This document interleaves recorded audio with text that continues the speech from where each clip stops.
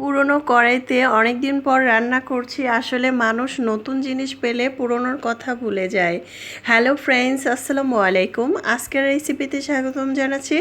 অনেকে পটল খান না, তবে আজকে যেভাবে রান্না করব এইভাবে পটল রান্না করলে বাসার সবাই অনেক বেশি পছন্দ করবে এবং মজা করে খাবে।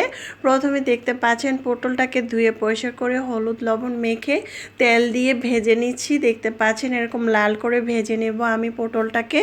এভাবে লাল করে পটল শুধু গরম ভাত দিয়েও খেতে কিন্তু দারুণ লাগে, আমার কাছে ভীষণ ভালো লাগে। সেম আমি আলুগুলো এভাবে ভেজে নেব। আমি এখানে 3টি আলু নিয়েছি, কুচি কুচি করে কেটে নিয়েছি। দেখতে পাচ্ছেন একটু মোটা করে।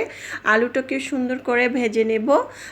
আলু পটল ভাজা হয়ে গিয়েছে। এ পর্যায়ে আরেকটি প্যানের মধ্যে প্রায় 4 টেবিল চামচ তেল দিয়ে এখানে পেঁয়াজ কুচি নিয়েছি আধা কাপের মতো, মানে 2টির মতো হবে। তারপর এখানে তেজপাতা, কাঁচামরিচ দিয়েছি। এগুলো একটু ভাজার পরে এখানে আদা বাটা, রসুন বাটা হাফ চামচের মতো দিয়ে একটু ভেজে নিয়েছি। যখন সুন্দর একটি ফ্লেভার এসেছে, ভাজা ভাজা হয়েছে, আদা রসুনের কাঁচা গন্ধ চলে গেছে, তখন হলুদ মরিচ, ধনিয়া, জিরা, মরিচের গুঁড়া একসাথে আমি একটু ভিজিয়ে রেখেছিলাম হাফ চামচ করে দিয়েছি। খুব ভালো করে মশলাটাকে কষিয়ে নেব।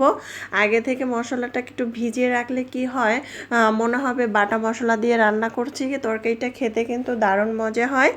যাই হোক, সাথে পরিমাণ মতো লবণও দিয়ে ভিজিয়েছিলাম। এখন এখানে মাছগুলো খুব ভালো করে কষিয়ে নেব। আমি বড় তেলাপিয়া মাছ নিয়েছি, এটা প্রায় 2 কেজি ওজনের তেলাপিয়া মাছ ছিল।